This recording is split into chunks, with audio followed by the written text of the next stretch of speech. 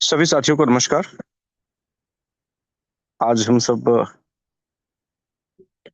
Quotation संख्या 8000 से 8003 पे चर्चा करेंगे। और व्यक्ति और परिवार की जब बात होगी तो समाज की बात तो अपने आप आ ही जाती है। देखिए, परिवार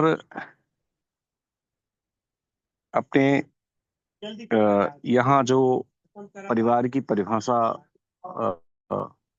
एकेडमिक लोगों ने बनाई, या कह सकते हैं कि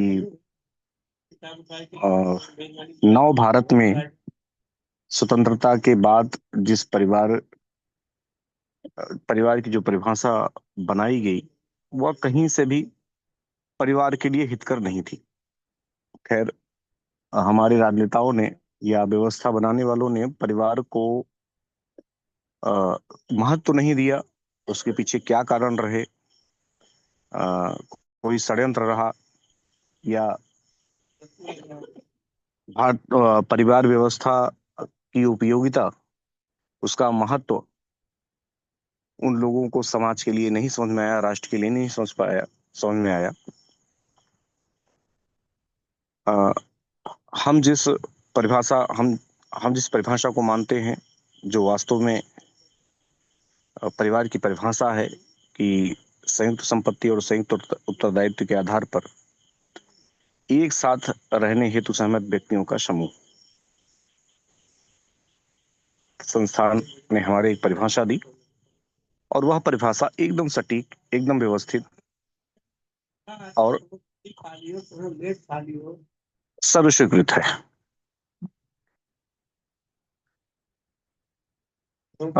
वैसे व्यक्ति को ज्यादा महत्व व्यवस्था ने दिया। हमारे यहाँ जब हम अपनी जो संवैधानिक व्यवस्था कह सकते हैं, या कानूनी व्यवस्था कह सकते हैं, उसको देखेंगे, और हमारा अपना जब सामाजिक ताना बाना देखेंगे, तो उसमें बड़ा डिफरेंट नजर आएगा। दोनों बड़े एकदम अलग अलग हैं। जो व्यवस्था है, क्योंकि वो पश्चिम की नकल है, तो व्यक्ति को अधिकार देने पे जोर दिया गया। सारे अधिकार व्यक्ति को ही दिए गए, परिवार को नहीं दिया गया, परिवार को निगलेक्ट किया गया। और वो ऐसे अपना व्यवस्था बनाए। व्यक्ति व्यक्ति के बाद उन्होंने गांव को मान लिया। गांव के बाद उन्होंने एक जिला, प्रदेश, ऐसे करते हुए वो व्यवस्था बनाए। समाज को भी नहीं मानते हैं। उनके पास समाज का भी कोई ऐसा वो नहीं है, क्योंकि समाज को वो संगठित इकाई मानते नहीं है। सामाजिक संगठित इकाई है भी नहीं, तो समाज को भी महत्व व्यवस्थाओं ने नहीं दिया। अ, अपने यहाँ जब परिवार की हम संरचना देखते हैं, तो अ, जो हमारे यहाँ सामाजिक जो मान्यता है, वो वहाँ पे आप देखेंगे तो परिवारों को काफी ज्यादा महत्व दिया गया है।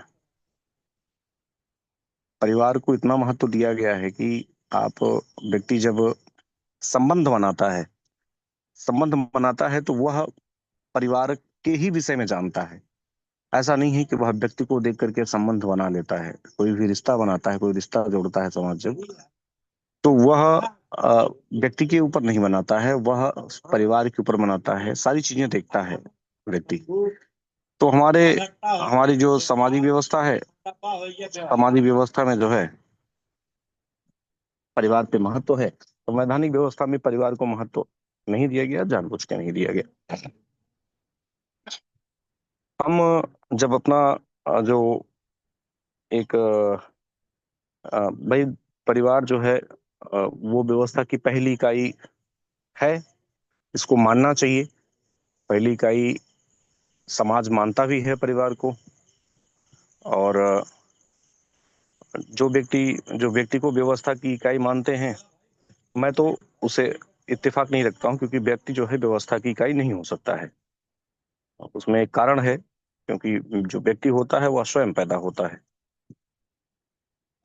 वह मतलब उसका जन्म कह सकते हैं कि परिवार से होता है। और वह आगे वही व्यक्ति जब बड़ा होता है तो बड़ा होकर के वह भी परिवार बनाता है।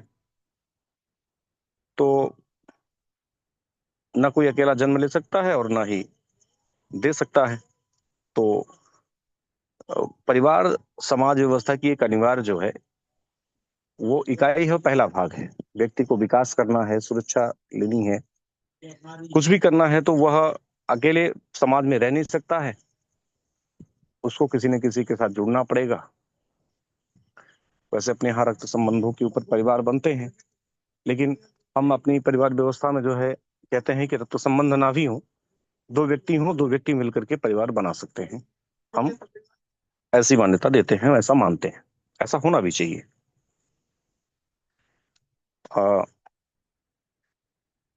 आज एक चीज हमें समझने की जरूरत है कि ये जो परिवार के पारिवारिक मामलों में जो है हमारे कोटेशन में वो आया भी है, एक नंबर है कि परिवार के पारिवारिक पारिवारिक मामलों में जो है समाज के हस्तक्षेप की सीमा क्या हो, और समाज के सामाजिक मामलों में कानून के हस्तक्षेप की सीमा क्या हो। और जब कोई परिवार इन दोनों सीमाओं को तोड़ता है तब कानून के हस्तक्षेप की क्या सीमा होनी चाहिए। देखिए, एक सीमा का निर्धारण तो होना चाहिए।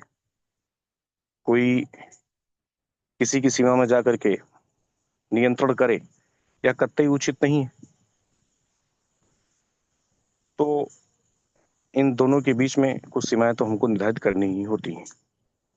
आज ऐसी सीमा कोई है नहीं। आप देखेंगे जो है कि समाज जो है वो मतलब कि आपके घर में, आपके परिवार की बातों में आप देखेंगे तो एकदम अंदर तक हल जाता है। जानबूझ के मतलब जबरदस्ती हस्तक्षेप करता है, आप नहीं चाहते हैं तो भी हस्तक्षेप करता है। और इससे परिवार का काफी नुकसान होता है, परिवार टूटता है, परिवार बिखरता है, कमजोर होता है।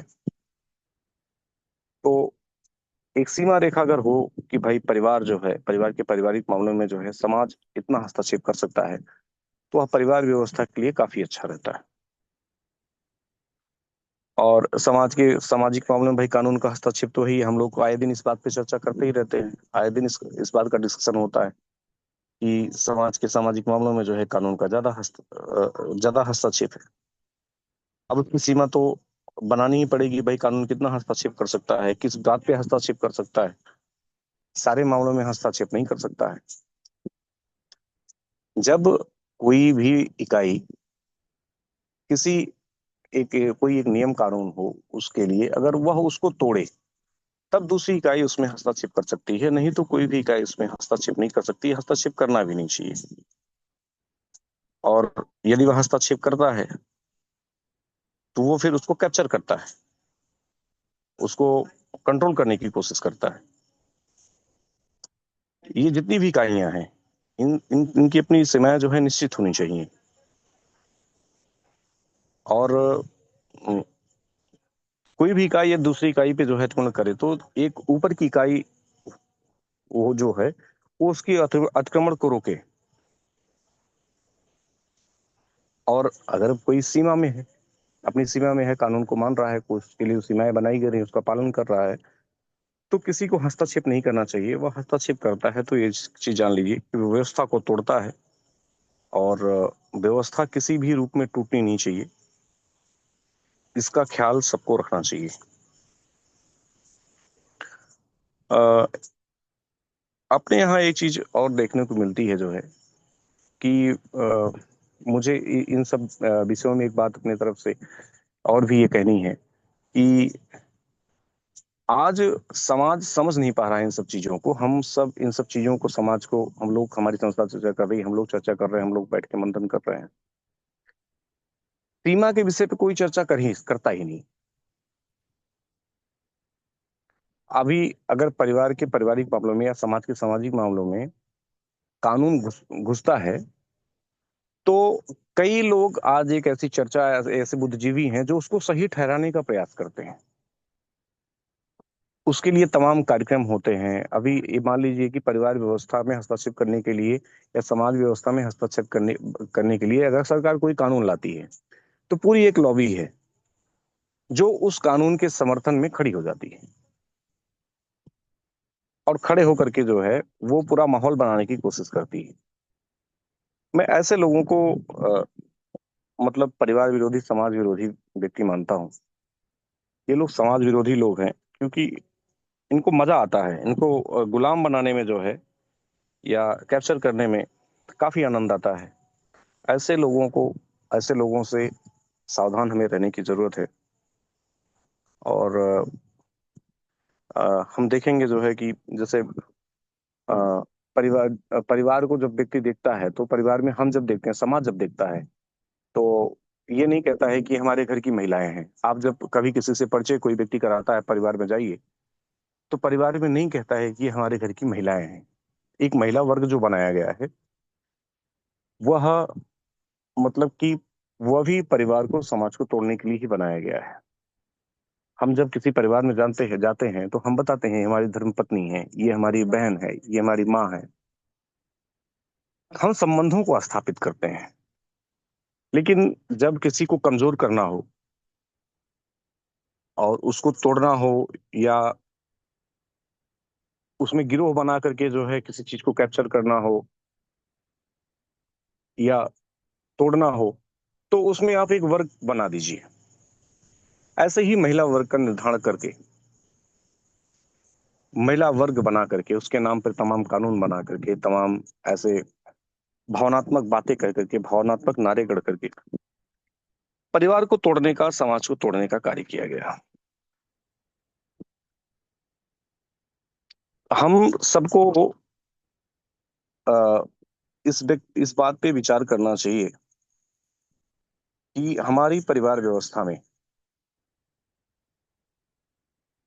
या हम जब गांव में बैठे, कहीं भी बैठे, शहर में बैठे, कहीं भी परिवारों के बीच में बैठे, तो हम इस बात की चर्चा जरूर करें कि हम एक जो महिला वर्ग बनाया गया है, या किसी भी प्रकार का कोई वर्ग हो जहां से धूर्त लाभ उठाने की कोशिश करता है वर्ग के माध्यम से, उस वर्ग के झांसे में कभी ना आए। जब महिला सशक्तिकरण की बात होती है तो वह धूर्तों का बनाया गया एक पूरा षड्यंत्र उसको कह सकते हैं। क्योंकि ये लोग परिवार सशक्तिकरण की बात नहीं करते हैं। जानते हैं परिवार सशक्त होगा तो गांव सशक्त होगा, गांव सशक्त होगा तो राष्ट्र सशक्त होगा, और राष्ट्र सशक्त होगा तो समाज सशक्त होगा। लेकिन ये एक जो पहली इकाई है, उस पहली इकाई को ही ये विखंडित कर देना चाहते हैं। तो कहां से फिर राष्ट्र सशक्त होगा, समाज सशक्त होगा? और सशक्त जब ये सब हो जाएंगे, इनको सशक्त करने की बात न करके ये वर्गों को सशक्त करने की बात करते हैं। जानते हैं कि अगर हम वर्ग के सशक्तिकरण की बात करेंगे तो हम आसानी से अपना गिरोह संचालित कर सकेंगे, हम कैप्चर कर सकेंगे, हम जो है कंट्रोल कर सकेंगे। और ऐसा नहीं करेंगे, अगर हम परिवार के सशक्तिकरण की बात करेंगे तो हम फिर कुछ नहीं कर सकते हैं, वो जानते हैं। इसलिए बार बार ऐसा वो करते हैं। तो इन सब चीजों में हम लोगों का जो प्रयास है, हम लोग जो चर्चा कर रहे हैं, यही प्रयास हम लोग के, यही हम लोग कर सकते हैं। और हम लोग कर भी रहे हैं। इस विषय पर मेरे पास बोलने के लिए आज इतना ही था। और मेरी काफी व्यस्तता भी थी, मेरा हमारे एग्जाम चल रहे हैं, तो विषय में वैसे भी ज्यादा मैं समय नहीं दे पाया। लेकिन जो भी अपनी बातों को रखा मैं, आगे इस विषय पर आप सबसे निवेदन है कि आप लोग चर्चा करें। धन्यवाद। धन्यवाद विपिन जी। बाकी के साथी बताएं।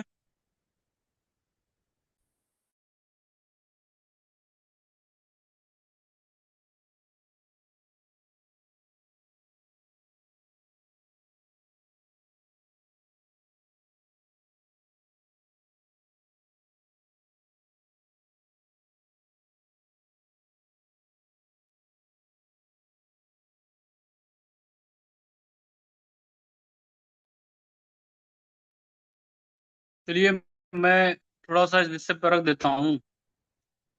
थोड़ा सा मैं विषय से हटकर बोलूंगा, उसके बाद मैं विषय को बताऊंगा। एक तो जब हम व्यक्ति की बात करते हैं तो हमें कुछ ये समझना पड़ेगा कि व्यक्ति की उत्पत्ति कहाँ से है, व्यक्ति का अर्थ क्या है, व्यक्ति जो है किस तरह से बना है, और व्यक्ति की परिवार और समाज में भूमिका क्या है। तो जब हम बात करते हैं कि कभी ना कभी तो ये सृष्टि बनी ही होगी, कभी ना कभी ये धरती बनी ही होगी, और इस धरती पर कभी ना कभी जो है वह मनुष्यों का निर्माण हुआ ही है। अब वो एक अलग विषय है, वो किस तरह से हुआ है, वो डार्विन के सिद्धांत से हुआ है या वो सीधे उत्पन्न हो गया है, वो किस व्यवस्था से आया है, इस विषय में कुछ नहीं कह सकते हैं। लेकिन इस संदर्भ में देखें तो व्यक्ति या मनुष्य जब हम व्यक्ति कहते हैं तो व्यक्ति शब्द वी और अक्ति शब्द को जोड़कर बनता है, जिसका अर्थ होता है विशेष अस्तित्व। वी का अर्थ विशेष और अति का अर्थ जो है वो अस्तित्व से हो जाता है, अर्थात जिसका अपना एक विशेष अस्तित्व होता है। इसी तरह से जब हम व्यक्ति को मनुष्य कह देते हैं तो मनुष्य का अर्थ हो गया मननशील है, विचारशील है, तर्कशील है, जिसके अंदर प्रज्ञा है, सोचने समझने की क्षमता है, उसको हमने मनुष्य कह दिया। तो व्यक्ति शब्द को देखे और मनुष्य शब्द को देखे तो व्यक्ति तो विशेष अस्तित्व को दिखा रहा है, लेकिन उस विशेष अस्तित्व में कभी न कभी तो मनन करने की क्षमता आई होगी, तब वह मनुष्य कहलाया। कभी विचारशील हुआ तब वह मनुष्य कहलाया। और जब उसके अंदर विचार करने की क्षमता आई, सोचने समझने की क्षमता आई, तब उसने पहली बार क्या विचार किया होगा, क्या सोचा होगा। तब मैं देखता हूँ कि कुछ चीजें तो प्राकृतिक रूप से बनी हुई हैं, जैसे कि प्राकृतिक रूप से स्त्री और पुरुष के मध्य आकर्षण होता ही है। परिवार व्यवस्था का आधार क्या रहा होगा। मुझे लगता है कि जो सबसे पहली पीढ़ी जो दिखाई देती है, जो सबसे पहला हमारा जो बेस है, वो परिवार व्यवस्था का महिला और पुरुष के मध्य जो है आकर्षण हो सकता है। क्योंकि ये केवल मनुष्यों में नहीं है, सभी जीवों में है, विपरीत लिंगों में आकर्षण होता ही है। वो अपनी शारीरिक इच्छाओं के पूर्ति के लिए आपस में मिलते ही हैं। उसके बाद एक प्रश्न खड़ा हो जाता है कि अगर दोनों आपस में शारीरिक इच्छाओं की पूर्ति कर ही लेते हैं तो अंत में पुरुष तो अलग हो जाता है, लेकिन महिला को बच्चे को देना रहता है, उसके लालन पालन पोषण का दायित्व भी उस पर रहता है। ऐसे में अगर दोनों ही शारीरिक सुख को भोगते हैं तो फिर दायित्व एक पर क्यों हो। तब इस परिस्थिति में मैं देखता हूँ कि दोनों जो है सहभागिता यहाँ से शुरू होती है, अर्थात दोनों जो है वो एक दूसरे के साथ जीवन भर रहने के लिए एक व्यवस्था बनाते हैं, जिससे कि जो संतान उत्पन्न हो उस संतान का भरण पोषण पालन और सारी व्यवस्थाएं दोनों मिल के कर सकें, क्योंकि वो किसी एक के संयोग से उत्पन्न नहीं हुआ है। तो यहाँ दो जैसे ही जुड़े, दो के जुड़ने से जो है परिवार व्यवस्था तो बन गई। लेकिन परिवार हो गया, परिवार में कोई बच्चा भी होगा, तो जब बच्चे का भी जन्म होगा तो जन्म लेते साथ ही, चाहे वो 1 मिनट का हो या 1 सेकंड का बच्चा हो, उसके भी परिवार में समान अधिकार हो जाते हैं। क्योंकि दुनिया में कोई भी ऐसा बच्चा नहीं है जो अपनी स्वयं की इच्छा से पैदा हुआ हो। वो जाहिर सी बात है कि माता पिता की इच्छा से ही पैदा हुआ है।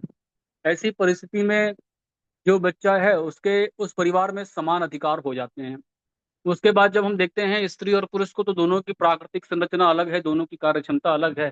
मुझे लगता है कि जब दोनों में संबंध बने तब जो है उसमें कुछ कार्यों का विभाजन भी हुआ होगा, दोनों ने अपनी अपनी क्षमता के अनुसार कार्यों का विभाजन कर लिया कि इस परिवार को चलाने के लिए या व्यवस्था को चलाने के लिए या जो संतति है उस उस संतति के भरण पोषण के लिए जो व्यवस्था बनाई, तो वो पूरा का पूरा वहां से एक जो प्रॉपर है फैमिली का हमारा सिस्टम सामने आ जाता है। हालांकि एक कार्य क्षेत्रों का विभाजन कर भी दिया जाए तो भी दोनों के अधिकार समान रहते हैं। दोनों के अधिकारों के साथ साथ उनके कर्तव्य, उनके दायित्व भी समान हो जाते हैं। यहाँ से जो है व्यक्ति के साथ परिवार नाम की एक इकाई बनना शुरू होती है। परिवारों के बनने का और भी कारण हो सकता है, जैसे हम अपने अगर सनातन धर्म में बात करें तो फिर विवाह की एक बात आती है कि विवाह जो है स्त्री पुरुष करते हैं, हमारे यहाँ संस्कार कहा गया है उसे। अगर मैं केवल ये कहूँ कि काम इच्छा की पूर्ति के लिए स्त्री पुरुष आपस में संपर्क करते हैं, तो फिर यहाँ पर दिक्कत ये आ जाती है कि इसके लिए विवाह की तो कोई आवश्यकता रह नहीं जाती है। तब फिर मैं परिवार का एक कारण और देखता हूँ और वो ये दिखाई देता है कि जो बालक होते हैं जो परिवार में, उनके चरित्र, उनके संस्कार कहाँ से जाएंगे। तो उनके संस्कार जो है वो माता पिता से जाते हैं, घर परिवार से जाते हैं। और उसी के लिए हमारे यहाँ 16 संस्कारों की व्यवस्था की गई। तीन जो संस्कार हैं वो तो संस्कार तभी कर दिए जाते हैं जब बच्चा गर्भ में होता है, जिसमें से गर्भाधान संस्कार, पुंसवन और सीमांतोलन, ये तीन संस्कार सभी हो जाते हैं। यानी हमारे यहाँ परिवार व्यवस्था का ये भी महत्व है कि बच्चों में संस्कार जाएं, ऐसा ना हो कि वो फिर से पशुवत आचरण करना शुरू कर दें। परिवार का एक महत्व यह भी है कि परिवार परिवार से ही बच्चा लोकतंत्र सीखता है। लोकतंत्र का अर्थ क्या है? तो लोकतंत्र में जो लोक है, लोक बिना सहजीवन के तो संभव है नहीं। वैसे ही परिवार में बच्चा जो है वो सहजीवन की प्रथम पाठशाला मैं देखता हूँ, तो वो सहजीवन की प्रथम पाठशाला जो है वो परिवार ही है, जहाँ से वो संस्कार भी सीखता है और सहजीवन भी सीखता है। और उसी के साथ साथ वहीं पर वह अपनी बौद्धिक क्षमता का, अपनी अन्य क्षमताओं का विकास करता है। अगर आप देखेंगे मनुष्य आदिवासियों की तरह ही रह जाए, वनवासियों की तरह ही रह जाए, वानरों की तरह ही रह जाए, तो उसकी बौद्धिक क्षमता का वह विकास नहीं हो पाता जैसे अभी तक हो पाया है। यानी पीढ़ी दर वह पीढ़ी जो है वह अपनी परंपराओं से, अपने परिवार से कुछ ना कुछ ज्ञान अर्जित करता है। और ये सब कुछ संभव हो पाता है सिर्फ इस कारण से क्योंकि उसके पास एक परिवार नाम की व्यवस्था है। परिवार नाम की व्यवस्था को बनाए रखने के लिए विवाह को मान्यता दी गई, जिससे कि अनैतिक संबंधों से भी बचा जा सके। तो अनैतिक संबंधों से भी बचाता है, नैतिकता का बोध भी कराता है परिवार हमें। उसमें कर्तव्य भी सम्मिलित हैं, दायित्व भी सम्मिलित हैं, और साथ साथ जो है अधिकार भी सम्मिलित होते हैं। किसके क्या कार्य का विभाजन रहेगा वह परिवार बैठ करके तय कर सकता है, महिला पुरुष तय कर सकते हैं, क्योंकि दोनों को मिल करके परिवार चलाना है, बाकी किसी तीसरी इकाई को उसमें हस्तक्षेप नहीं करना है। यहाँ तक तो मुझे परिवार दिखाई देता है कि परिवार कई कारणों से बना है। और जो विवाह है, विवाह के हमने चार कारणों पर विचार किया ही है, चाहे वो संतान उत्पत्ति हो, या अपना फिजिकल सेटिस्फेक्शन हो, या फिर बच्चों में संस्कार की बात आती हो, संयुक्त अधिकार की बात आती हो, संयुक्त दायित्वों की बात आती हो, या फिर हम कहें कि एक तरह से अनैतिक संबंधों को रोकने की बात आती है।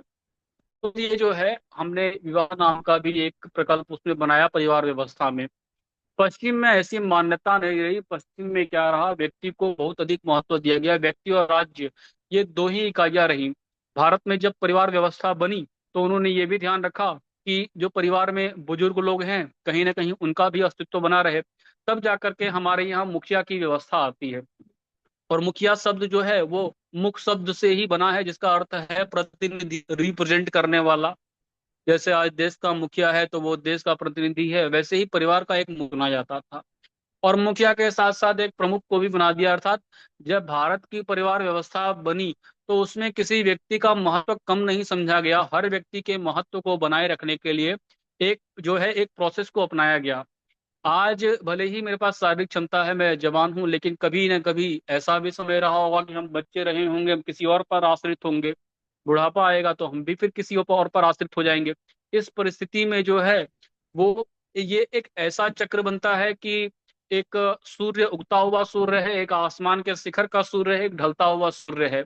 लेकिन जिसकी जो ऊर्जा होती है चरम पर वह युवा की होती है। उसके ऊपर वृद्ध का भी, परिवार में महिलाओं का भी, बच्चों का, सबका जो है दायित्व रहता है। लेकिन इस आधार पर भी जो है वो सबका सम्मान बराबर बना रहता है, सबके अधिकार समान रहते हैं, दायित्व समान रहते हैं।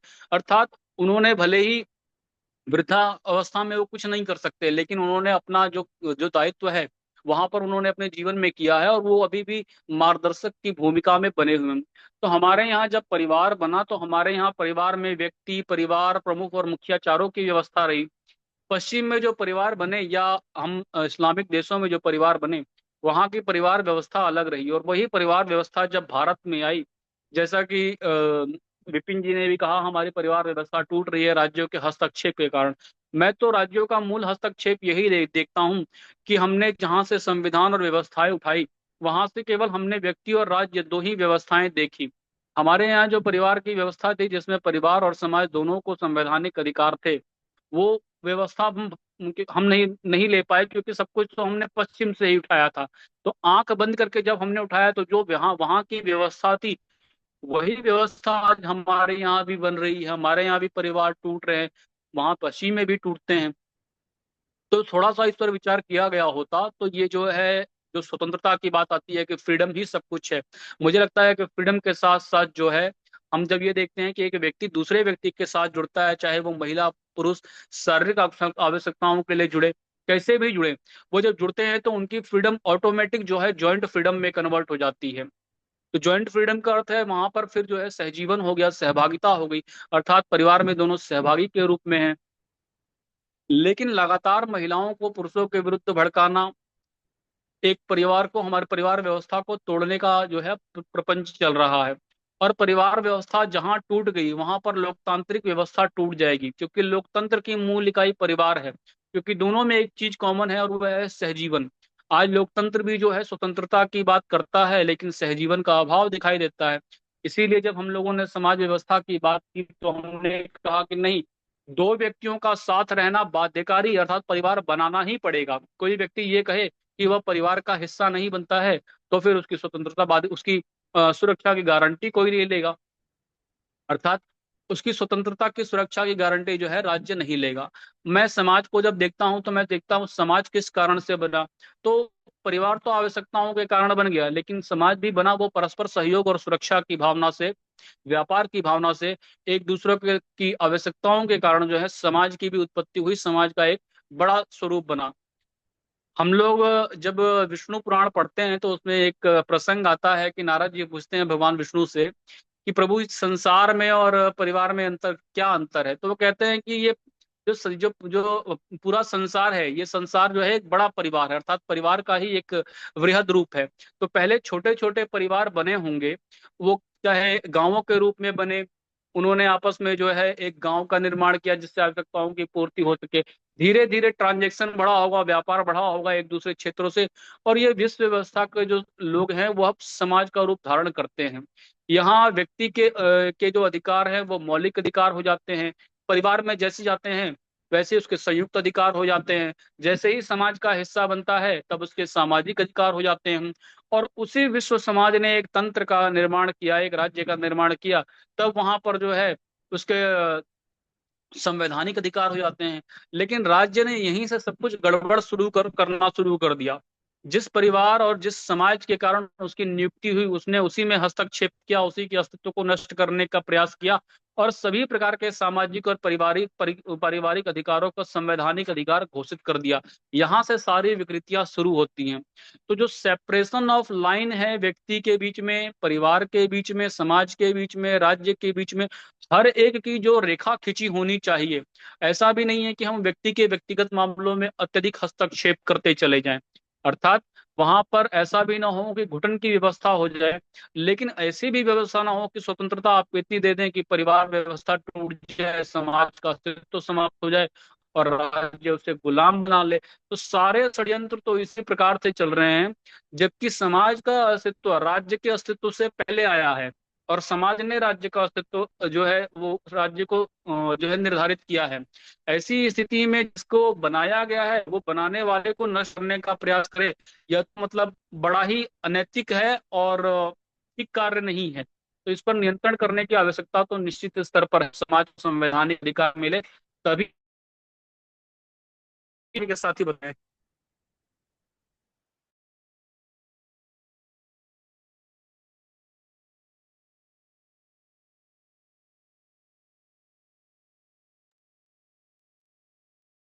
आचार्य जी, मोहन जी, नरेंद्र जी, पवनजय जी, सभी राज प्रजापति जी, कोई भी साथ शुरू करे। सभी बंधुओं को नमस्कार। बताइए पवन जी। राजा और चोरों से बचने के लिए, सत्ता सत्ता के अत्यधिक हस्तक्षेप से बचने के लिए समाज और परिवार का निर्माण हुआ। ये ऐसी संस्था है जो किसी लक्ष्य के लिए या किसी के खिलाफ नहीं। ये ऐसी संस्था है जो किसी भाव के आधार पे नहीं बनी है, प्रेम के या द्वेष के आधार पे नहीं निर्माण हुआ है। भारतीय समाज और परिवार का जो तंत्र डेवलप हुआ है, जिसके समाज में ब्राह्मण क्षत्रिय वैश्य शूद्र के कर्म हैं, उसी तरीके से परिवार में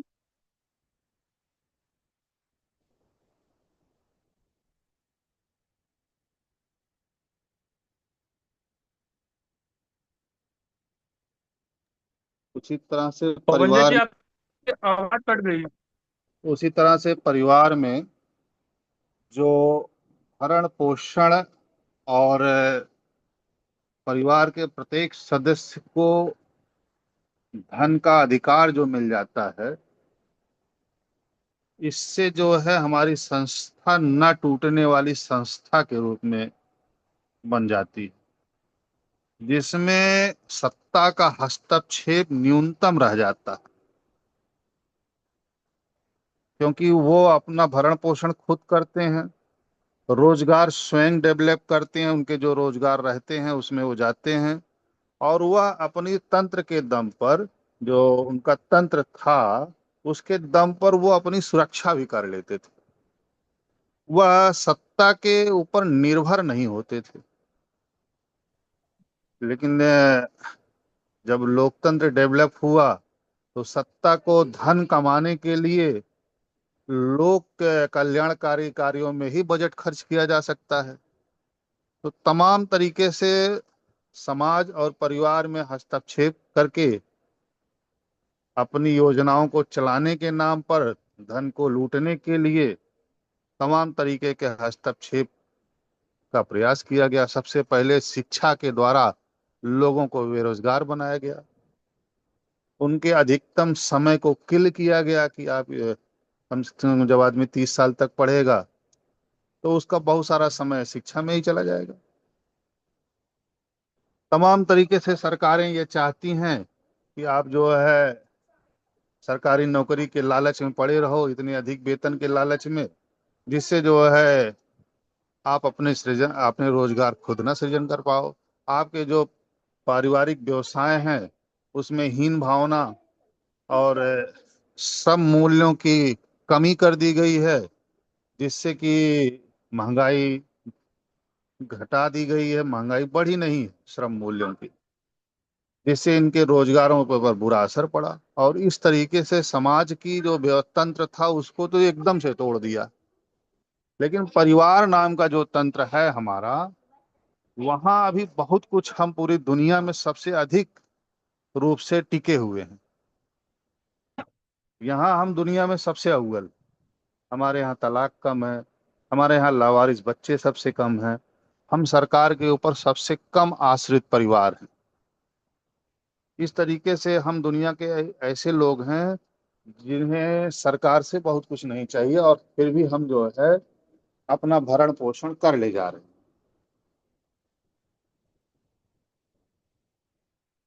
लेकिन सरकार को इसे तोड़ना है, क्योंकि जब तक सत्ता इसे तोड़ेगी नहीं तब तक वह परिवार में अपने जीडीपी कैसे बढ़ाएगी। उसको अलग अलग टीवी बेचना है, अलग अलग फ्रिज बेचना है, बहुराष्ट्रीय कंपनियों को सस्ते नौकर चाहिए, महिला नौकर चाहिए, तो महिला जागृति के नाम पर वो तमाम प्रलोभन देंगे जिससे उनको सस्ते नौकर मिले। लोगों के स्वाभिमान खत्म करने होंगे, जिससे कम पैसे में वह कोई भी काम करने को तैयार हो जाए।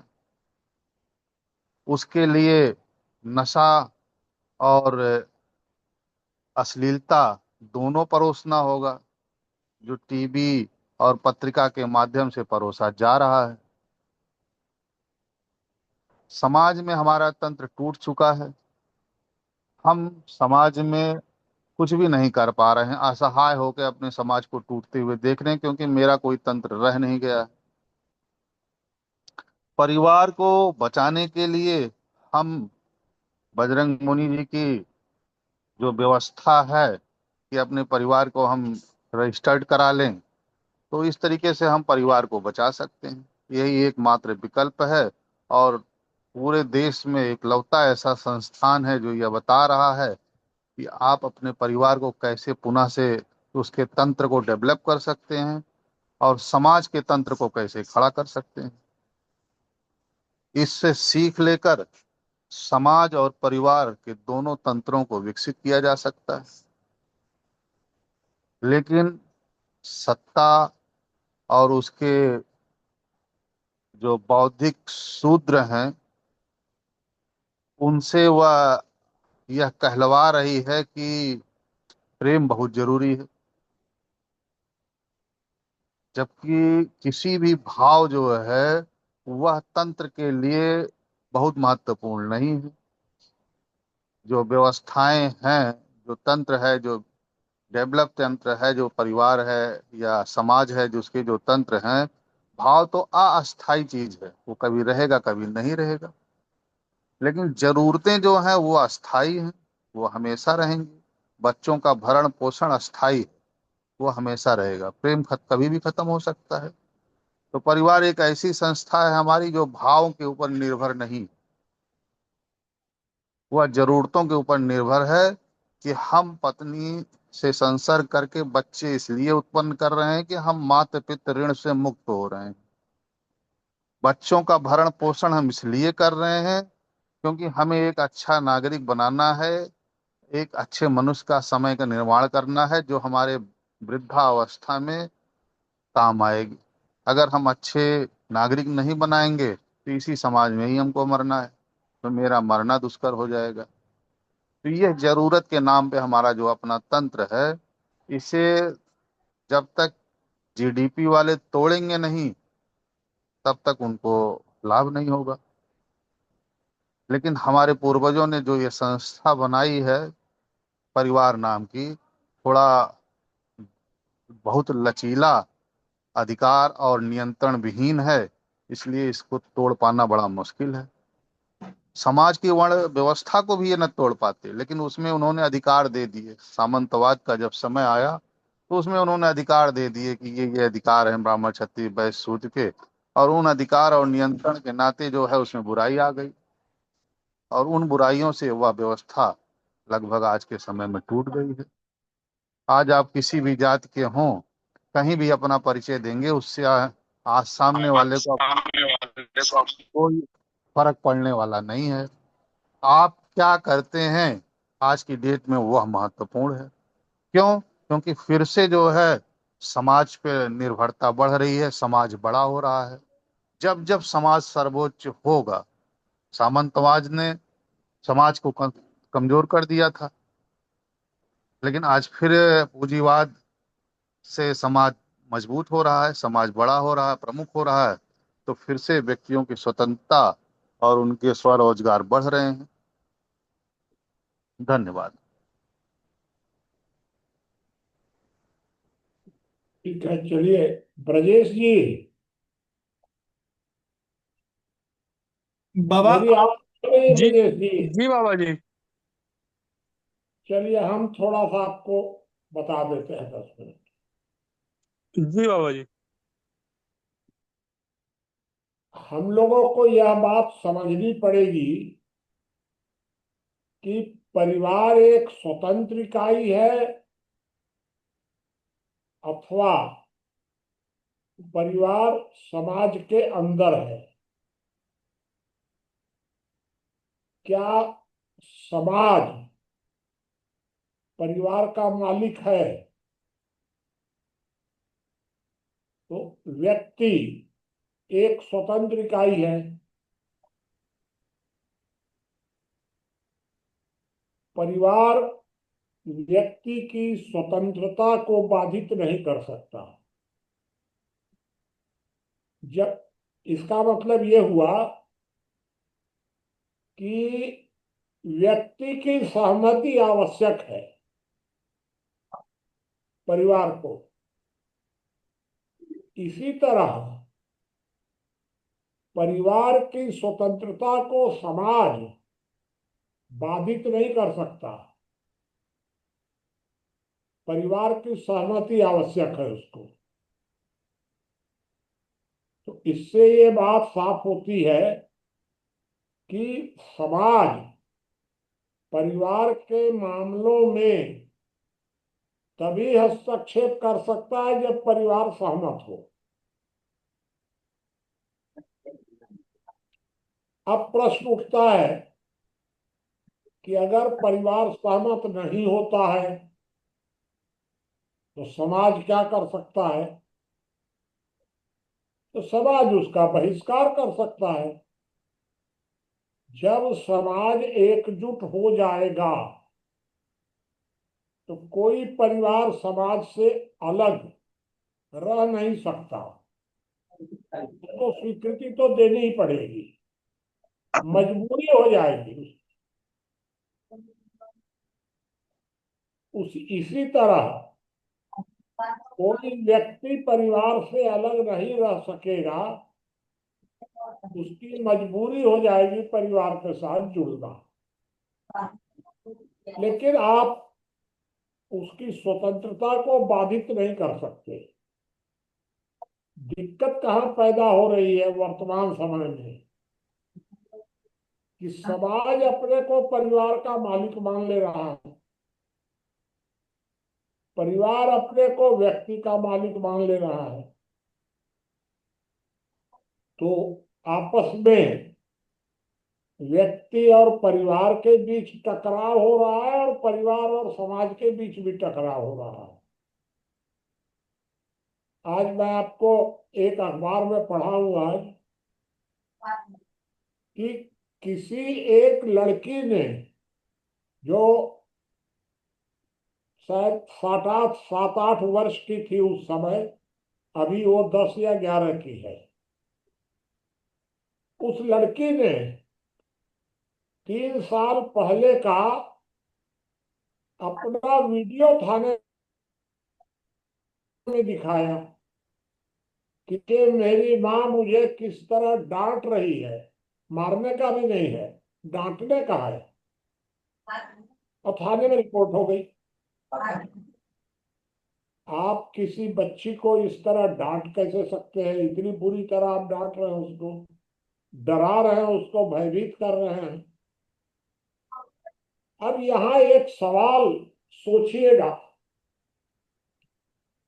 कि किसी बच्चे पर, चाहे वो बड़ा हो छोटा हो कोई भी हो, किसी बच्चे पर कितना परिवार का अधिकार है, कितना समाज का अधिकार है और कितना राज्य का अधिकार है। तो दिक्कत यहाँ पैदा हो रही है कि समाज कहता है कि बच्चे पर हमारा पूरा अधिकार है, वो तो एक स्वतंत्र इकाई है।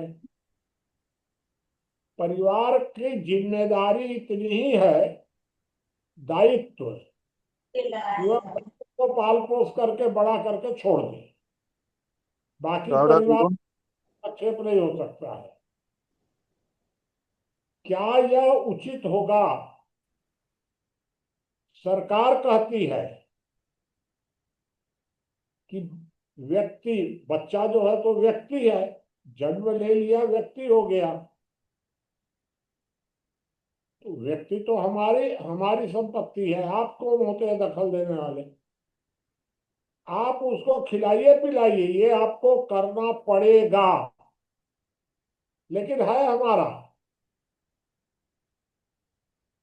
यहाँ आकर के जब परिवार को बाहर कर दिया जाता है समाज के द्वारा और राज्य के द्वारा, तब समस्या पैदा हो जाती है।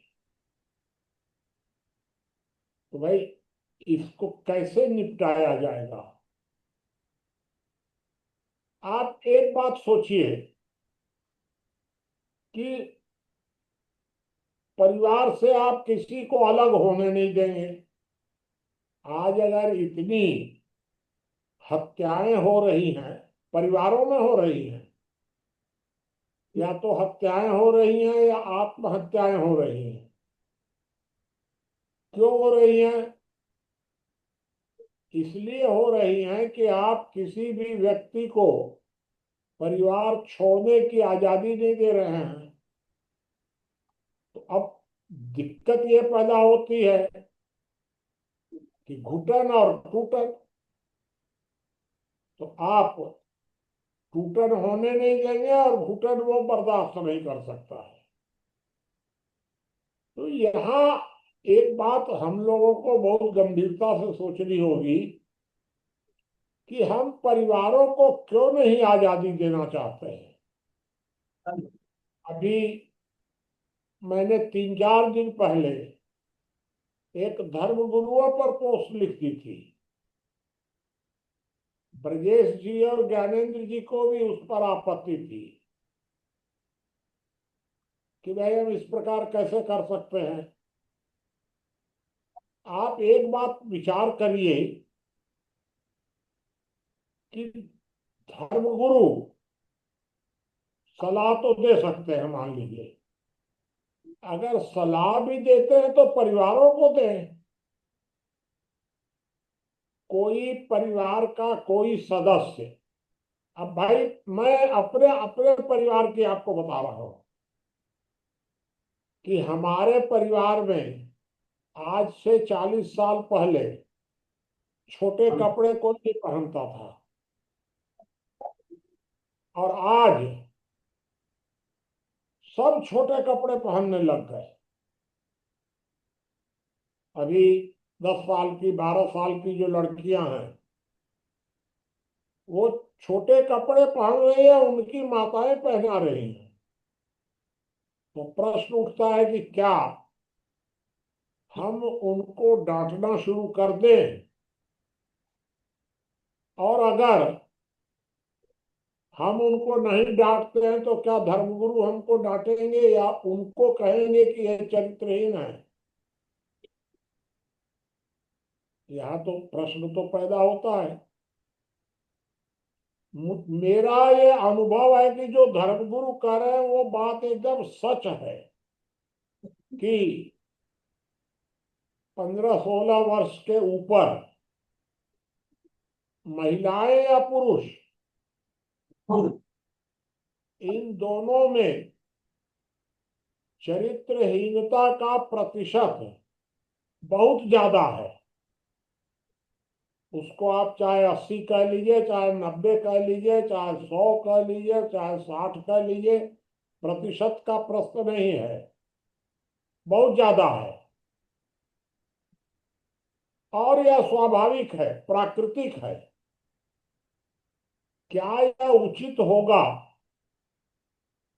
कि हम इसका कोई समाधान सोचे बिना हम अपने समाज के लड़के और लड़कियों को सिर्फ हम चरित्रहीन, दुष्चरित्र, फलाना ढिकाना खाली हम कहना शुरू कर दे?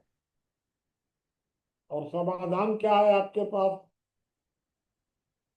तो मैं व्यक्तिगत रूप से अपने धर्मगुरुओं से इस बात से सहमति नहीं रखता हूं कि आप समाधान बताने के बजाय आप आरोप लगा रहे हैं। वर्तमान वातावरण में आपको या तो समाधान करना पड़ेगा और अन्यथा आंख बंद करनी पड़ेगी। हम लोग भी भाई समाधान करना हमारे बस में नहीं है। समाधान तो, समस्याएं तो सरकार पैदा कर रही है, समाज तो पैदा कर नहीं रहा। तो समस्याएं पैदा कर रही है सरकार, हम कुछ कर नहीं सकते। ना समाज कुछ कर सकता है, ना हम आप कुछ कर सकते हैं। तो जब हम समाधान कुछ कर ही नहीं पा रहे हैं तो फिर आंख बंद कर करने के अलावा क्या तरीका है आपके पास? आंख हम बंद कर नहीं सकते। ये बात सच होते हुए भी हम इस बात को कह नहीं सकते। ये बात हमको समझनी पड़ेगी। मुझे व्यक्तिगत रूप से जानकारी है कि जो धर्मगुरु हैं वो 90-95% खुद इसी बीमारी से ग्रस्त रहते हैं। लेकिन भाई बोलते हैं बाहर में, ये भी एक दिक्कत है। तो इसलिए यह बात बहुत गंभीर है कि समाज को परिवार के पारिवारिक मामलों में कब दखल देना चाहिए और राज्य को परिवार और समाज के मामलों में कब दखल देना चाहिए। तो राज्य अपने को समझ रहा है कि सब हमारा है, समाज समझ रहा है सब हमारा है, और परिवार को कोई महत्व ही देने को तैयार नहीं है, परिवार के अस्तित्व को ही स्वीकार नहीं कर रहे हैं। क्योंकि एक बात सोचिए भाई, मान लीजिए तीन संस्कृतियां हैं, एक पश्चिम की संस्कृति है, एक साम्यवादियों की संस्कृति है, एक इस्लामिक संस्कृति है, एक हमारी संस्कृति है। इस्लामिक संस्कृति में परिवार को मान्यता है, कुछ हम लोगों से भी ज्यादा। लेकिन पश्चिम में परिवार व्यवस्था को कोई संवैधानिक अधिकार मान्यता प्राप्त नहीं है, और साम्यवाद में तो किसी को कुछ है ही नहीं है, न परिवार है, न समाज है, न धर्म है, कुछ नहीं है। अब दिक्कत यह है कि भारत साम्यवाद और पश्चिम इन दोनों की खिचड़ी बना के खा रहा है। हमारी भारतीय सोच तो उसमें शामिल ही नहीं है। इस्लाम में व्यक्ति को मौलिक अधिकार नहीं है, साम्यवाद में मौलिक अधिकार नहीं है, पश्चिम में सामाजिक अधिकार नहीं है। ये सब बहुत गड़बड़ झाला है, और इसलिए मेरा यह सुझाव है कि इन सब मामलों पर, गंभीर मामलों पर हम आप सबको नए सिरे से विचार करना पड़ेगा। जो पवनजय जी का जो सुझाव था बिल्कुल ठीक था कि हमें इन सब मुद्दों पर हमें विचार करके कुछ समाज का, परिवारों का मार्गदर्शन करना चाहिए। हम लोगों को पहले, हम मार्गदर्शन क्या करेंगे, जब हमारे पास कुछ समझ होगी तभी हम कर पाएंगे। अन्यथा हम लोगों को पुराने शास्त्र रट कर समाज का मार्गदर्शन तो नहीं हो सकता है। क्योंकि उस समय की कुछ परिस्थितियां अलग थी, उसमें परिवारों की क्या भूमिका थी, कब भाई के शास्त्र कब बने, हजारों साल बने, लाखों साल पहले बने, करोड़ों साल पहले बने, सब परिस्थितियां अलग अलग रही होंगी। वर्तमान परिस्थिति में परिवार, व्यक्ति, परिवार, समाज और राज्य, इन चारों का अलग अलग और सामूहिक,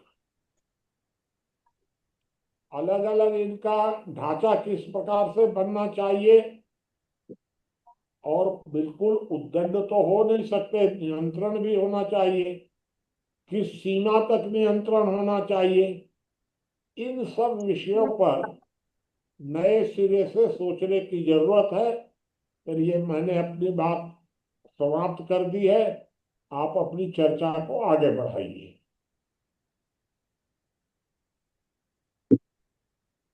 अगर आप लोगों को कोई प्रश्न हो, केवल मेरे से अगर कोई प्रश्न हो तो आप एक दो कर लीजिएगा, छोटे मोटे प्रश्न, और फिर आप अपनी चर्चा को आगे बढ़ाइएगा। बाकी के साथी बताएं। हाँ, मैं बोलना चाहता हूँ। जी। नमो नमः। धन्यवाद।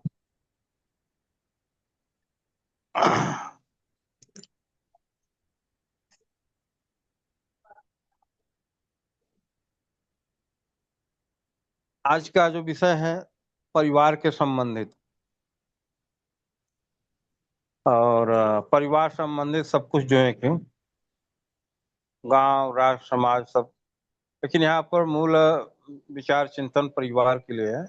मैं परिवार पर मैं कुछ बिंदु प्रस्तुत करूंगा, यह जो है कि यदि हो सकता है इसके बाद बिंदु घटाए बढ़ाए जा सकते हैं। यह तो निश्चित है, लोकतंत्र जो है कि सत्ता पाने का एक माध्यम हो गया, वो लोकतंत्र जो है कि युद्ध का मैदान बन चुका है सत्ता के लिए। अब इसके लिए जो है कि समाज को भाषा, जाति, धर्म, वर्ग, अमीरी, गरीबी इत्यादि चीजों में विभाजित कर दिए गए हैं। नए सिद्धांतों का प्रतिपादन और व्यक्ति की जो है कि उन्नयन और उत्थान पर इसका कोई दृष्टिकोण नहीं है। इसमें इसके द्वारा जो है कि परिवार के अधिकार को समाप्त कर दिया गया है।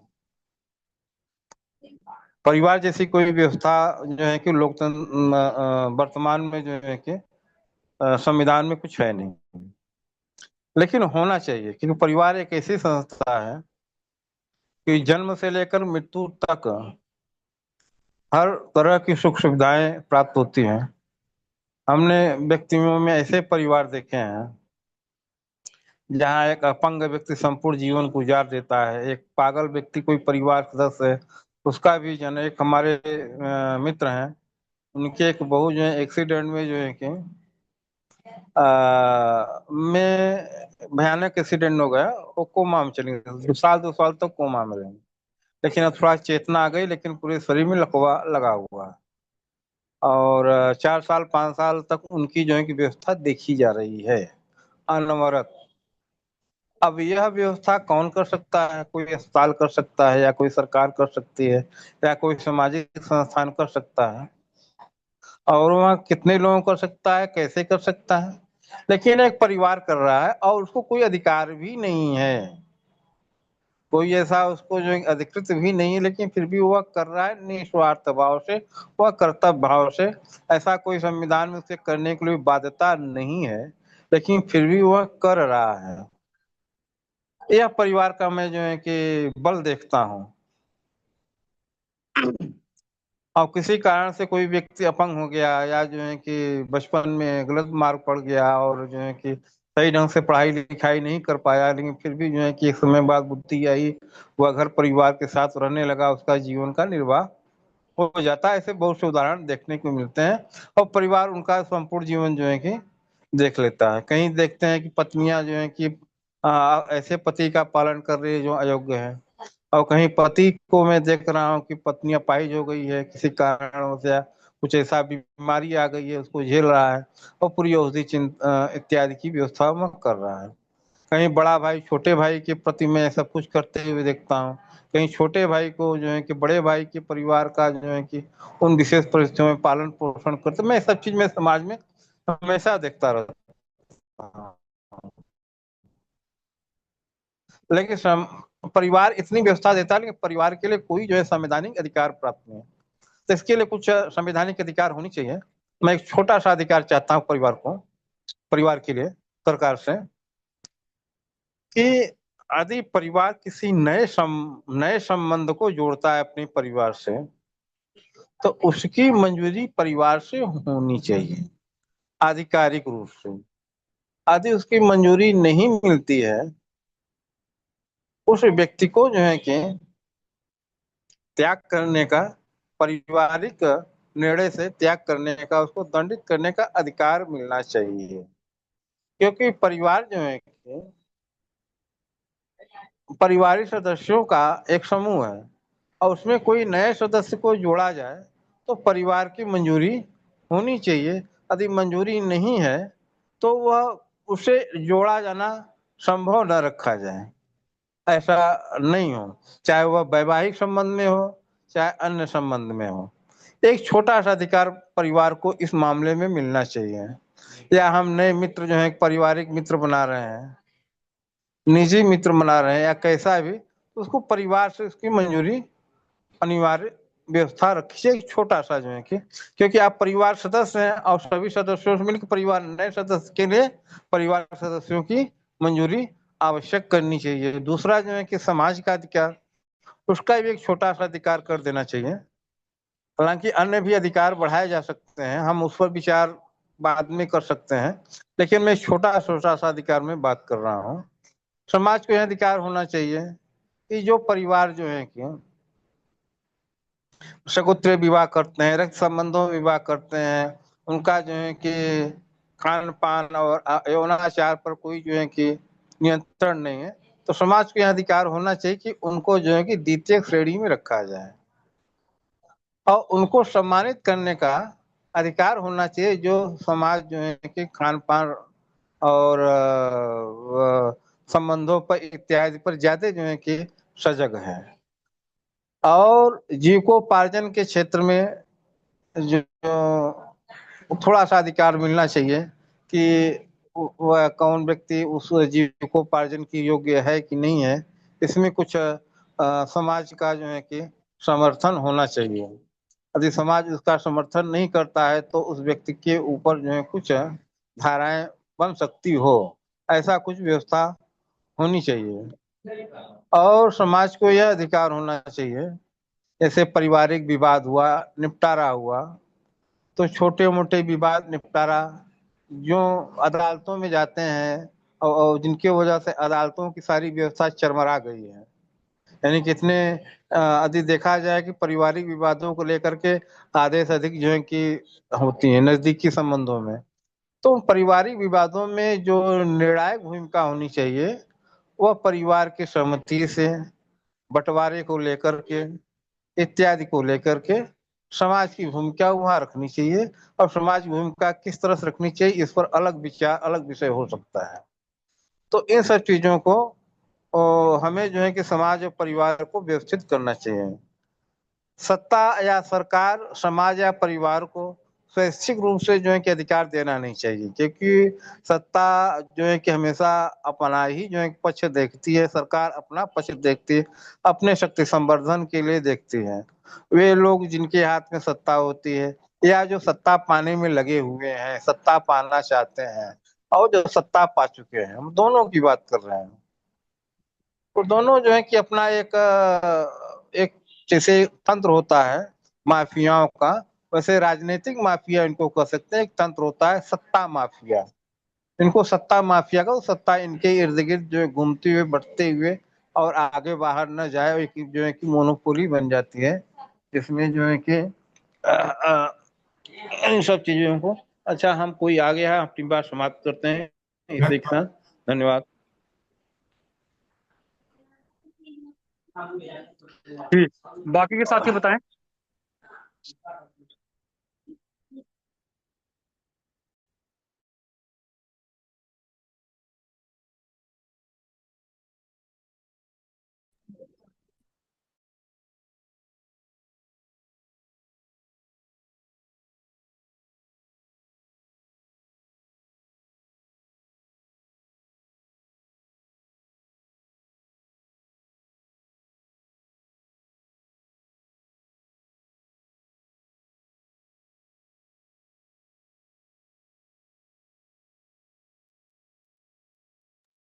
आचार्य जी, नरेंद्र जी, राजेश प्रजापति जी, सोहन जी, श्रीकांत जी, कोई भी साथी कुछ कहना चाहे तो बताएं।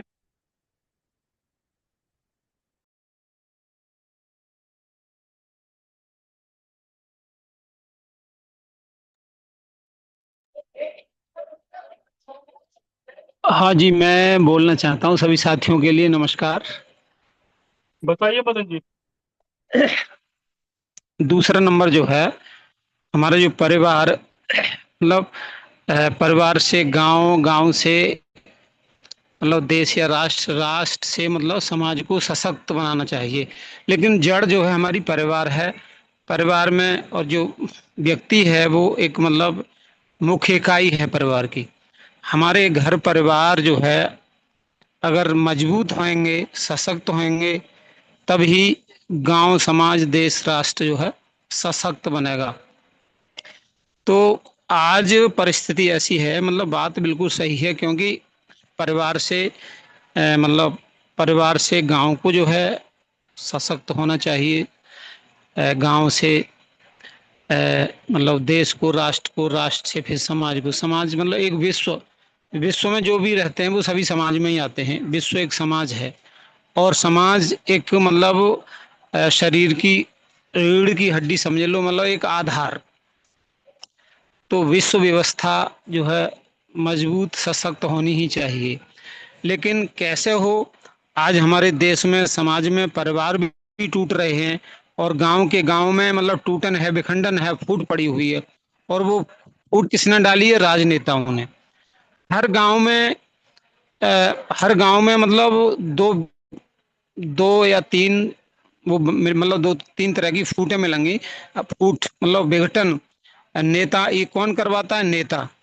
आधे वोट बीजेपी के मिलेंगे, आधे वोट समाजवादी के, अन्य पार्टियों के। इस तरह से जब कोई परिवार में लड़ाई झगड़ा होता है, गांव में लड़ाई झगड़ा होता है, तो लोग, गांव के लोग नेताओं के पास जाते हैं अपना झगड़ा निपटाने के लिए। और नेता उनको चढ़ाते हैं कि आप ये करो, वो करो, पुलिस को हम देख लेंगे, पुलिस से हम निपटारा कर देंगे। जबकि नेताओं का काम, समझदार नेता का काम होना चाहिए समझाना। अगर लड़ाई झगड़ा हो रहा है तो उनको समझाना चाहिए कि लड़ाई झगड़ा मत करो, इसमें विनाश ही विनाश होगा, नाश होगा, मर्डर होंगे, कत्ल होंगे। लेकिन वो चढ़ाते हैं, उकसाते हैं, क्योंकि अगर ना उकसाएंगे तो उनमें मतलब उन्हें वोट नहीं मिलेगा। और उन पर हाथ भी रखते हैं कि हम तुम्हारे साथ हैं। तो इस तरह से राजनेताओं ने हमारे गांव गांव में, भारत का एक आधी स्टेट बचा होगा जो इस तरह की मतलब घटनाएं ना होती हों, या मतलब गांव, एक आध स्टेट भले ही एक आध होगा, मुझे तो दिखती ना, जहां आपसी फूट, लड़ाई झगड़े परिवारों में और गांव में ना हो। और कौन करवाता है? राजनेता, एक वोट हासिल करने के लिए। तो इस तरह से जो है हमारी समाज, परिवार व्यवस्था, गांव की व्यवस्थाएं सशक्त ये ही नहीं होने देंगे। और जब तक इन राजनेताओं का परिवर्तन नहीं होगा, मतलब एक प्रकार से जब तक अ, ग्राम स्वराज्य स्वराज्य जो है नहीं आएगा, तब तक ये राजनेता मनमानी करते रहेंगे। ये जनता को न सुख से जीने देंगे और न जनता की ये तरक्की करने देंगे। आज भी मतलब इतनी अ, क्या बोलते हैं, निर्धनता है ग्रामीण क्षेत्रों में, कि कुछ व्यक्ति तो अपने मतलब धना अभाव में अच्छे अच्छे मतलब स्कूलों में बच्चों को नहीं पढ़ा पाते। दूसरी बात यह है कि ये राजनेता, पता नहीं परमात्मा ने कैसी इनको बुद्धि दी है, इनको लड़ाई झगड़ा करवाने में ही मजा आता है। और उसका फायदा तो ये उठाते हैं, क्योंकि उनको वोट मिल जाता है। अगर गांव में 500 वोट हैं तो 250 एक नेता को मिलेंगे और 250 दूसरे नेता को मिलेंगे। क्योंकि अभी हमारे देश में, समाज में जागरूकता तो हो रही है, क्योंकि जो शिक्षित व्यक्ति है वो समझ रहा है इनकी चालों को, कि किस तरह की चाल चल रहे हैं। तो ऐसे नेताओं से हमारे घर परिवार, समाज और देश को, देश के भाइयों को मतलब एक प्रकार से सावधान होना है इनसे। मतलब इनकी चालों में जो आएगा वो अपना ही पतन करेगा और अपने परिवार का भी पतन करेगा।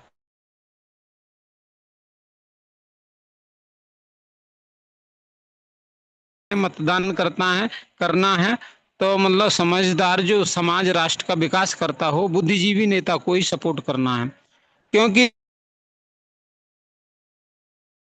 टूटते जा रहे हैं। बस इतना ही कहूंगा मैं। बाकी के साथी बताएं। मैं भाई साहब कुछ विषय रख देता हूँ। जी बताइए ज्ञान।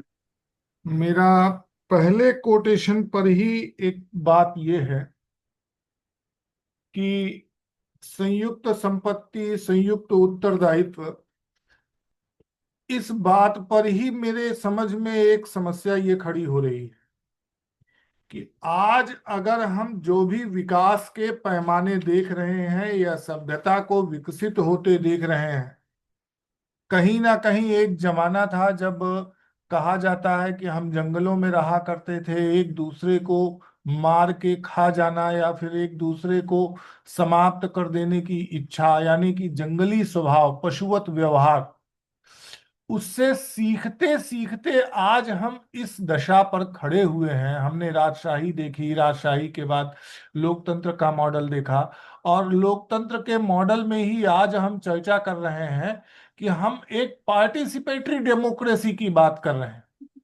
यानी कि सभ्यता के एक पैमाना, एक सीढ़ी और चढ़ रहे हैं, जिसमें हम व्यक्तिगत स्वतंत्रता और एक व्यक्ति के होने को प्रमुखता दे रहे हैं। यानी अपने जैसी किसी सामने वाली इकाई को भी उतना ही महत्व देना सीख रहे हैं। मेरी दृष्टि में ये एक सभ्यता का ठीक पैमाना कहा जा सकता है।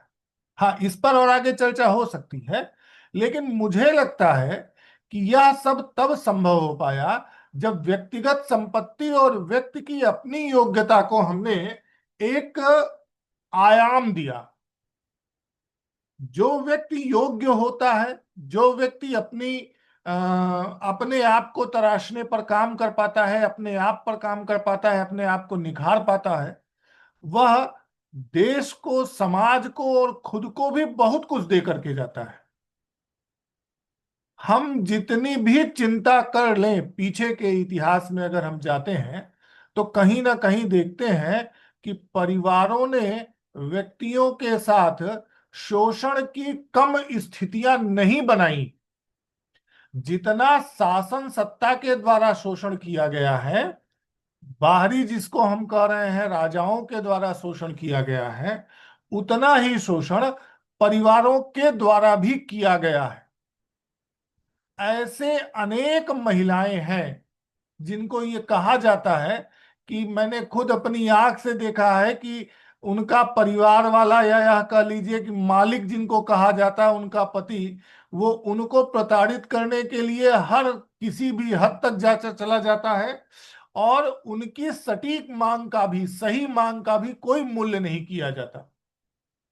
कई सारे ऐसे परिवार भी देखे हैं जो अपने काबिल लड़के को, अपने काबिल संतान की भी हक को छीन करके अन्य लोगों को दे देते हैं।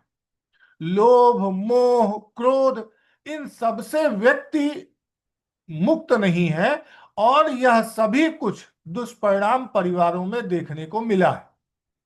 मैंने आज थोड़ा सा विपरीत विषय इसलिए भी रखा क्योंकि आगे आने वाले 3-4 दिनों तक हम व्यक्ति और परिवार और उसके सहजीवन को लेकर के, उसके पारस्परिक संबंधों को लेकर के चर्चा करने वाले हैं। तो मैं ये चाह रहा था कि प्रथम दिन में हम अपने मन में ढेर सारे प्रश्न खड़ा कर लें और आगे आने वाले दिनों में उन प्रश्नों का उत्तर चर्चा के माध्यम से निकालने का प्रयास करें। मुझे ये लगता है कि व्यक्ति अपने आप में अपनी आध्यात्मिक साधना, अपने विकास के लिए जितना आत्म केंद्रित होता जाएगा, वह उतना ही देश और समाज के लिए हितकारी हो सकता है। परिवार बंधनकारी हैं। इसी परिवारों से बाहर निकलने के लिए वानप्रस्थ और सन्यास, दो आश्रम व्यवस्था बनाई गई। उसके पहले ब्रह्मचर्य और गृहस्थ भी।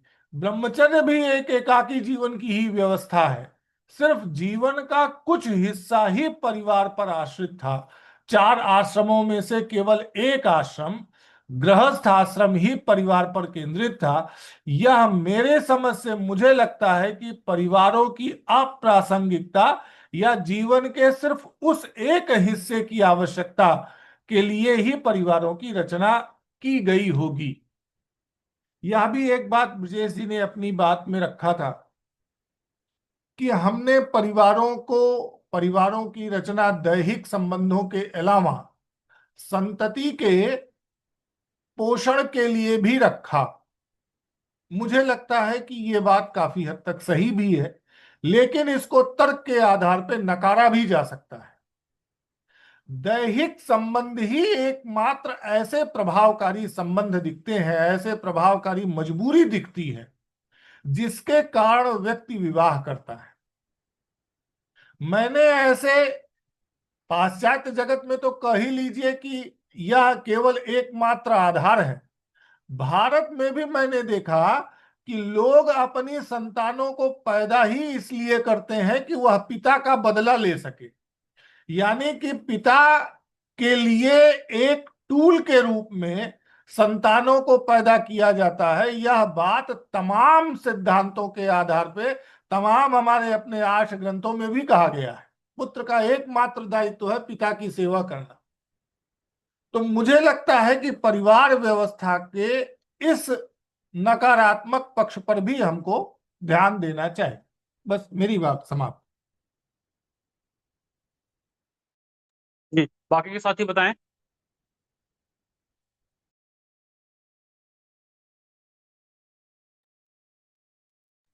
क्या होना चाहिए इसमें? वैदराज बोल रहा हूँ।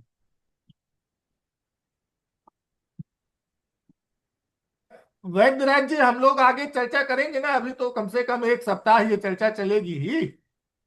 प्रश्नोत्तर हो इस पर चाहिएगा तो शुड भी, तो हम लोग चर्चा करेंगे। हाँ, मोहन बाबू कुछ कह रहे हैं या?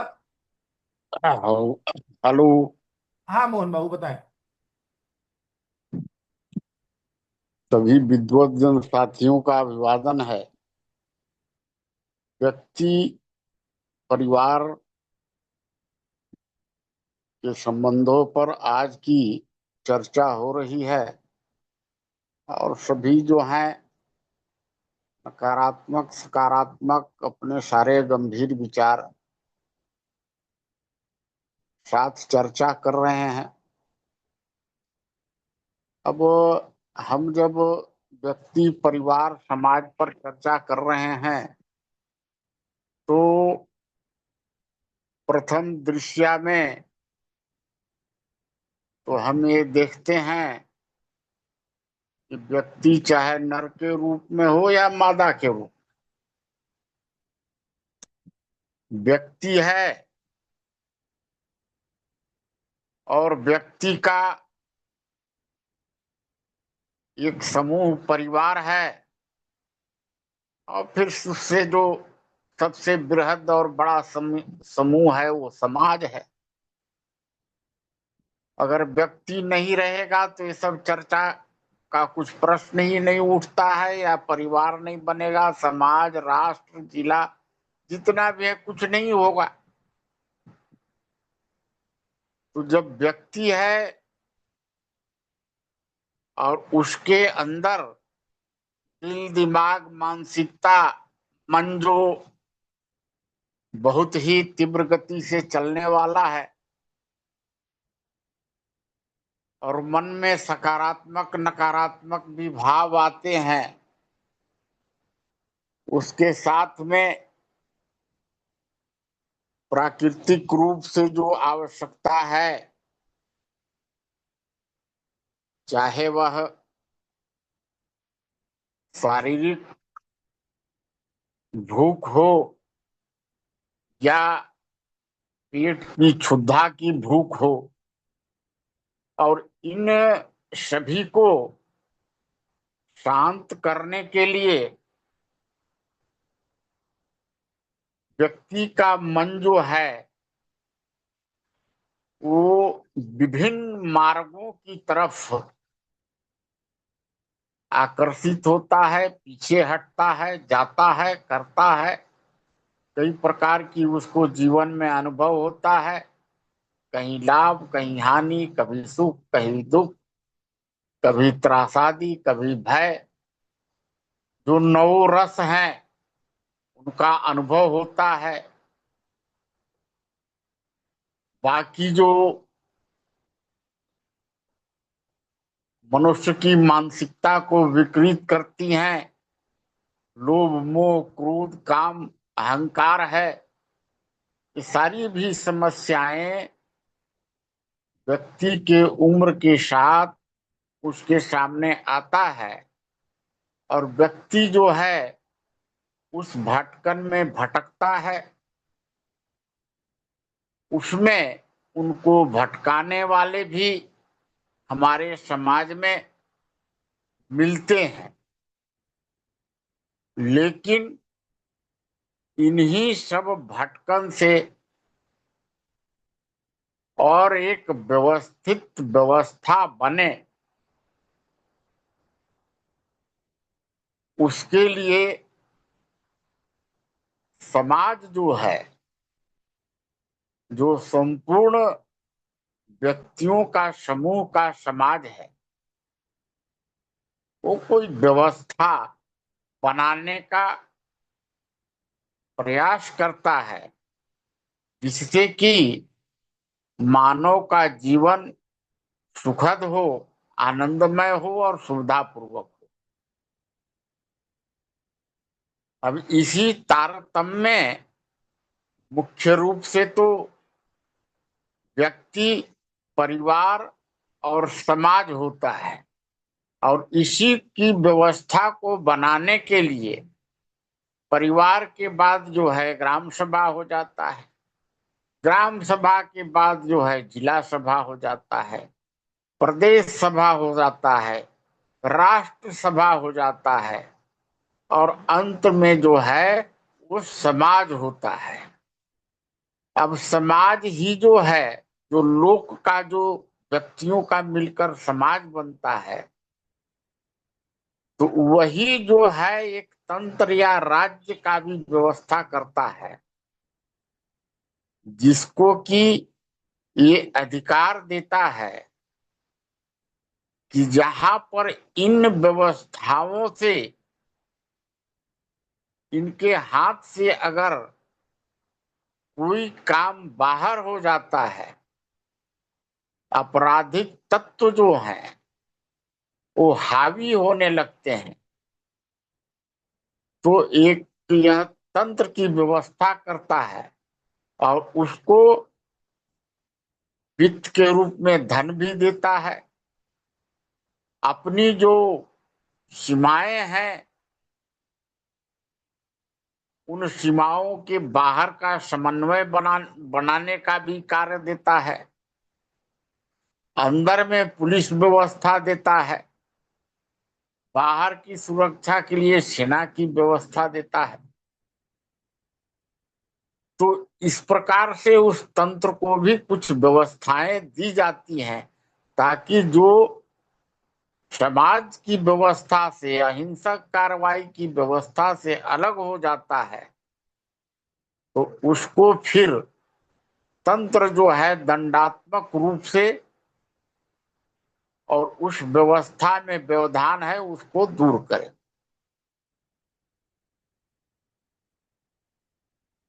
अब जो है तो हम देखते हैं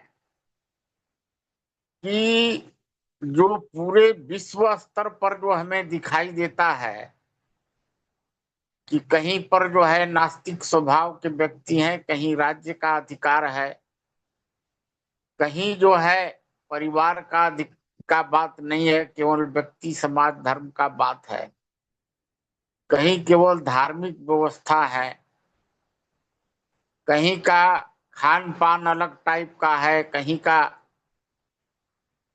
रहन सहन पहनन ओढ़न सब चीज जो है अलग अलग है। तो ये चीज पर भी हमको विचार करना पड़ेगा कि हर एक जगह का देश काल और परिस्थिति अलग अलग है, तो उस हिसाब से भी आपको जो है वहां का सामाजिक परिवेश की रचना जो है वो हुई है।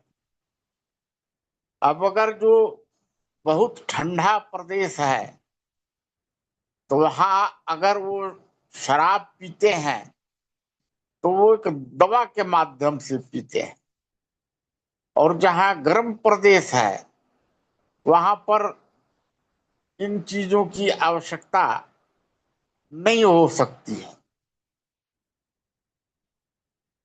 अब कहीं जो है गर्म प्रदेश है तो वहां पर सेक्सुअल पावर कुछ कम उम्र में ही हो जाता है, कहीं ठंडा प्रदेश है तो वहां समय कुछ ज्यादा लगता है, और कहीं पर अन्न का उत्पादन नहीं हो रहा है, उनका भोजन जो है दूसरे प्रकार का होता है। लेकिन एक भारत जो है, हमारा राष्ट्र जो है, अखंड भारत का एक प्राकृतिक वातावरण ऐसा है, यहाँ पर सभी मौसम का और एक समन्वय कृत वातावरण है, जिससे कि हमको ऋषि मुनि महर्षियों के द्वारा एक व्यवस्थित व्यवस्था हिंदुत्व का दिया गया है। और अगर इसका अन्य जो है अगर इसको ग्रहण करें या पालन करें तो एक व्यवस्थित समाज की व्यवस्था चल सकती है, हो सकती है। आज हम देखते हैं कि जो अव्यवस्था समाज में, परिवार में कानून में, तंत्र में, हर एक जगह है। तो मैं इतना समझता हूं कि चाहे व्यक्ति हो, परिवार हो, समाज हो, कानून व्यवस्था हो, तंत्र की व्यवस्था हो, तो सब में एक जो है सीमा का पालन होना चाहिए। एक सीमा निर्धारण है, उस सीमा के अंदर अगर पालन होगा तो किसी प्रकार का कोई संकट नहीं आएगा। और कहीं पर कुछ संकट भी है, अगर उसमें समन्वय की व्यवस्था बनाई जाती है तो कहीं पर किसी प्रकार का आगे व्यवस्था में दिक्कत नहीं होगा। जिस प्रकार की हमारा नई समाज व्यवस्था में, लोक स्वराज्य में संयुक्त संपत्ति और संयुक्त उत्तरदायित्व की बात कही गई है, तो उसमें जो है व्यक्ति, परिवार, समाज और बीच में जो उसके और जो कार्य रूप दिए हैं, अगर ऐसी व्यवस्था बने और इसमें समन्वय हो तो एक व्यवस्थित समाज का निर्माण हो सकता है। बाकी और साथी जो हैं वो इस विषय पर चर्चा किए हैं और भी अपनी बात को रखेंगे। धन्यवाद।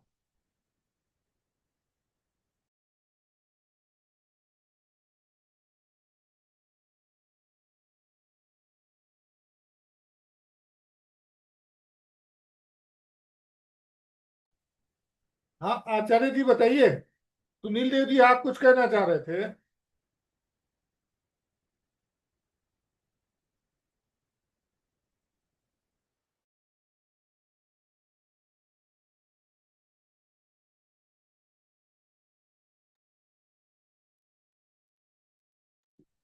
किसी और साथी कोई बात या कोई प्रश्न?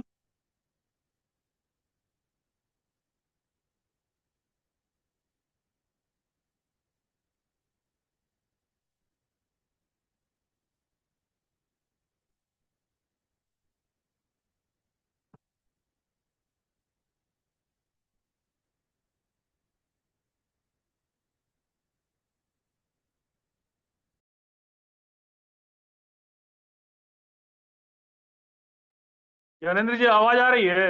हाँ भाई साहब आ रही है। मुझे लगा आचार्य जी कुछ कहना चाह रहे थे लेकिन मेरे ख्याल से निकल गए। बबलू भैया कुछ कहेंगे आप? समाप्त करें अब।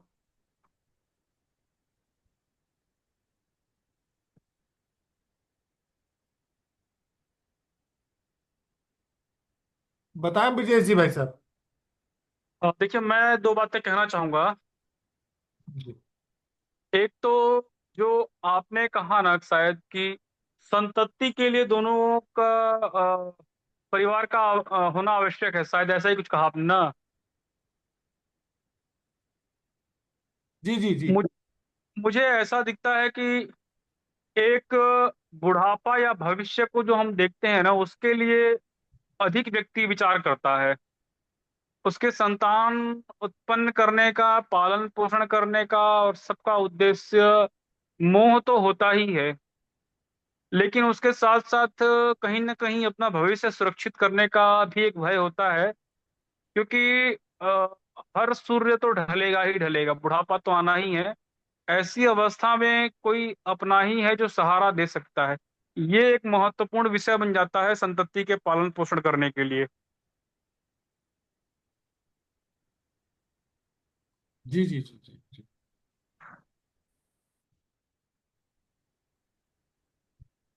एक बात जो है बाबा जी ने जो कही, साधु संतों को लेकर के मेरी चर्चा हुई थी आपसे।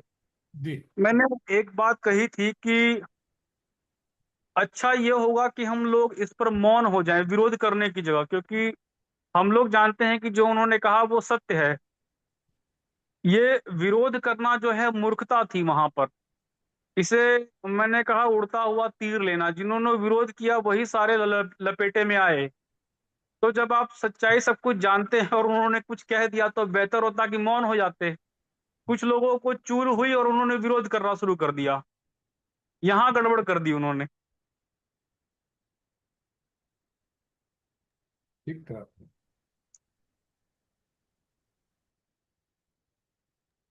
Negative publicity. हाँ, वो पब्लिसिटी भी हो गया, और वो तो खैर अपना व्यूज बढ़ाने के लिए और यही सब होता है, लाइमलाइट करने के लिए। लेकिन ऐसे विषयों पर मौन रहना ज्यादा उचित होता है। जी। कल का विषय जो है वो भैया जी 8,000। मैं बोलूँ कुछ बैदराज? बताइए। ज्ञानंद भैया जी, आपने कहा ना परिवारों में शोषण के बारे में जो कहा, तो परिवारों में त्याग भी होता है, शोषण भी होता है, दोनों किस्म के परिवार होते हैं। जी। परिवार को परिवार के मामले में वो परिवार के लिए ही छोड़ देना चाहिए, परिवार का मामला परिवार ही सुलझाए। और परिवारों को समाज को मतलब समाज परिवारों को मतलब मार्गदर्शक लोग परिवार को, समाज जो परिवार को निर्देशित करे, व्यक्ति को नहीं। समाज का हस्तक्षेप परिवार में परिवार को मार्गदर्शन करना होना चाहिए, व्यक्ति को नहीं। और परिवार व्यक्ति को मार्गदर्शित करेगा। मोह वो उसको मोह के द्वारा संचालित होता है, वो मोह के कारण त्याग भी करता है। वो कहीं शोषण होता है तो कहीं त्याग भी होता है ठीक बात। परिवार देखिए, में। ये बात तो ठीक है आपकी, लेकिन ज्ञानेंद्र जी के जो कहने का उद्देश्य था वो यही था कि जब शोषण की व्यवस्था होती है तब तीसरा बंदर बैठा रहता है उसका लाभ उठाने के लिए। राज्य सत्ताओं को परिवार में हस्तक्षेप करने का जो अधिकार है, मतलब जो अवसर दिया, वो अवसर हमारे ही गलत निर्णयों का परिणाम रहा है। अगर परिवार व्यवस्था में घुटन हो गई तो भी हस्तक्षेप हो जाएगा, और टूटन की भी व्यवस्था अच्छी नहीं है। इसीलिए जब तक हम संतुलित रहेंगे, हम लोग कहते हैं ना कि बीमार नहीं होंगे तो डॉक्टर को अवसर प्राप्त नहीं होगा। अब दिक्कत ये आ रही है कि वो डॉक्टर हमारी बीमारी ठीक नहीं कर रहा है, वो जानबूझ करके हमें बीमार रखना चाह रहा है, क्योंकि उसकी इनकम उसी से बंध गई है। नहीं, जब राज्य द्वारा व्यक्ति को स्वतंत्रता दे दी जाएगी परिवार से अलग होने की, संयुक्त संपत्ति या संयुक्त उत्तरदायित्व हो जाएगा, तो यह समस्या का भी समाधान हो जाएगा। जी जी बिल्कुल। लेकिन प्रश्न वही है ना कि अब तो डॉक्टर चाहता ही नहीं है कि मरीज ठीक हो। अब तो मरीज को ही ये एहसास दिलाना पड़ेगा कि नहीं भाई मैं ठीक हूं। ठीक बात। कल की जो चर्चा है, हम लोग 8,005 से लेकर के 8,023 तक, मुझे लगता है पूरा एक विषय आ जाएगा। अगर दो विषय बनेंगे तो दो विषय रख देंगे, अन्यथा अगर एक मिनी पड़ गया तो 8,005 से लेकर 8,023 तक का विषय रख देंगे। जी जी, वो 8,010 से 8,023 तक है व्यक्ति। जी। जी ठीक है, कल हम लोग व्यक्ति पर चर्चा करेंगे। ठीक है, चर्चा को समाप्त कर सकते हैं। जी भाई साहब, धन्यवाद। सभी लोगों का जुड़ने के लिए बहुत बहुत आभार। धन्यवाद।